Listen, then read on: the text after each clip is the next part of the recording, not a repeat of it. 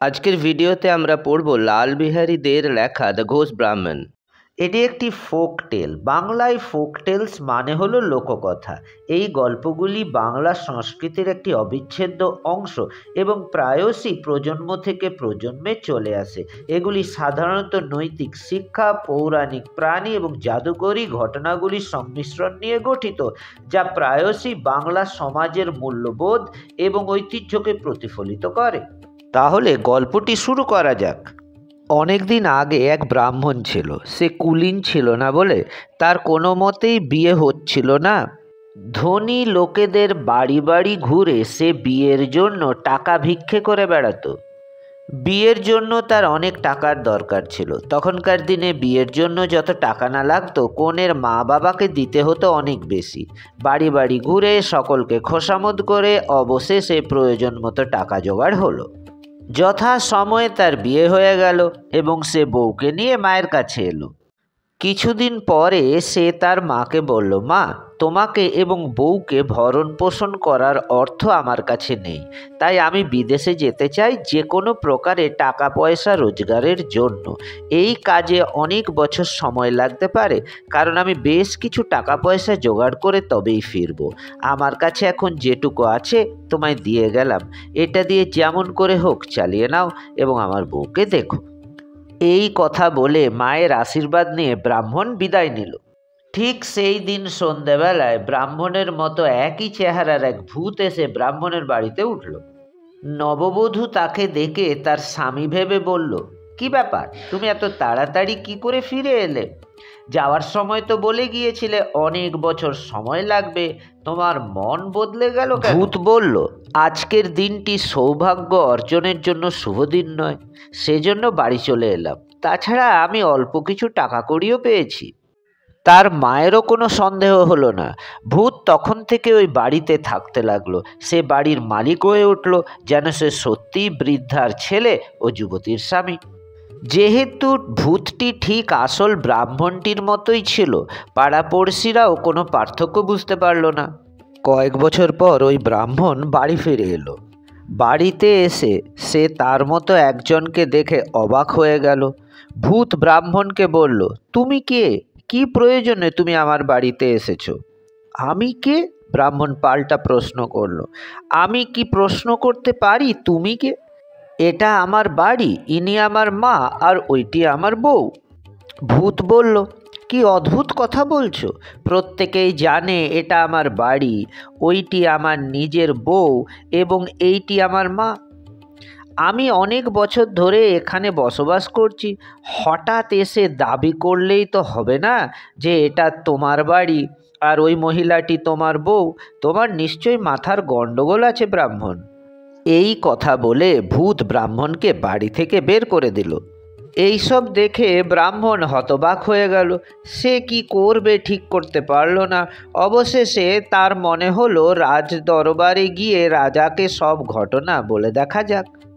রাজা দুজনকে ডেকে দেখলেন দুজনের চেহারা ঠিক একই রকম। রাজা নিজেও অবাক হয়ে গেলেন ও কিভাবে এর বিচার করবেন মনস্থির করতে পারলেন না। প্রতিদিন ব্রাহ্মণ রাজদরবারে গিয়ে রাজার কাছে আবেদন জানাতো, আমাকে বউ, মা এবং বাড়ি ফিরিয়ে দেওয়ার ব্যবস্থা করুন। আর প্রতিদিনই রাজা মনস্থির না করতে পেরে ব্রাহ্মণকে বলতেন, আগামীকাল এসো। ব্রাহ্মণ রোজই চোখের জল ফেলতো আর মনে মনে বলতো, কি নীতিহীন এই ধরনী, আমার বাড়ি থেকে আমাকেই তাড়িয়ে দিয়ে অন্য একজন আমার বাড়ি আর আমার বউকে কেড়ে নিয়েছে। আর এই রাজাও কেমন, উনি কোনো বিচার করতে পারলেন না। ব্রাহ্মণ প্রতিদিন যেই পথ ধরে রাজসভা থেকে ফিরত, সেই পথে একটি জায়গা ছিল যেখানে অনেক রাখাল ছেলে খেলা করত। মাঠে গরুগুলোকে ছেড়ে দিয়ে তারা একটা বিরাট গাছের নিচে জড়ো হতো খেলা করার জন্য।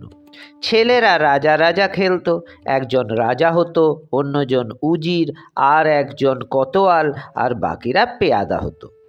অনেক দিন ধরে তারা ব্রাহ্মণকে ওই পথ ধরে কান্নাকাটি করতে করতে হেঁটে যেতে দেখত। রাখাল রাজা একদিন উজিরকে জিজ্ঞাসা করলো, ব্রাহ্মণ প্রতিদিন কাঁদে কেন? একজন পেয়াদা ব্রাহ্মণকে গিয়ে বলল, আমাদের রাজা আপনাকে ডাকছেন। ব্রাহ্মণ বলল, কিসের জন্য? আমি এখন রাজার ওখান থেকেই ফিরছি। উনি আমায় আবার আগামীকাল আসতে বলেছেন। উনি আবার আমাকে ডেকে পাঠিয়েছেন কেন? আমাদের রাজা আপনাকে ডেকেছেন, আমাদের রাখাল রাজা, পেয়াদা বলে উঠল। রাখাল রাজাকে? উত্তরে পেয়াদা বলল, আসুন, দেখতে পাবেন। ব্রাহ্মণ রাখাল রাজার নিকট যেতেই রাজা জিজ্ঞাসা করল, উনি প্রতিদিন কাঁদতে কাঁদতে যান কেন? তখন ব্রাহ্মণ তার সমস্ত দুঃখের কথা খুলে বলল। শুনে রাখাল রাজা বলল, আমি সব ঘটনা বুঝতে পেরেছি। আমি আপনাকে আপনার সব অধিকার ফিরিয়ে দেব। শুধু একটা কাজ করতে হবে আপনাকে। আপনি রাজাকে গিয়ে বলুন, তিনি যেন আমাকে আপনার মামলার ফয়সালা করার অনুমতি দেন।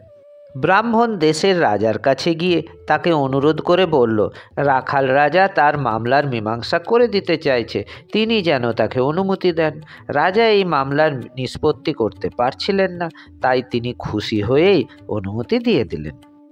বিচারের দিন সাব্যস্ত হলো পরদিন সকালে। রাখাল রাজা সব ঘটনাই বুঝতে পেরেছিল।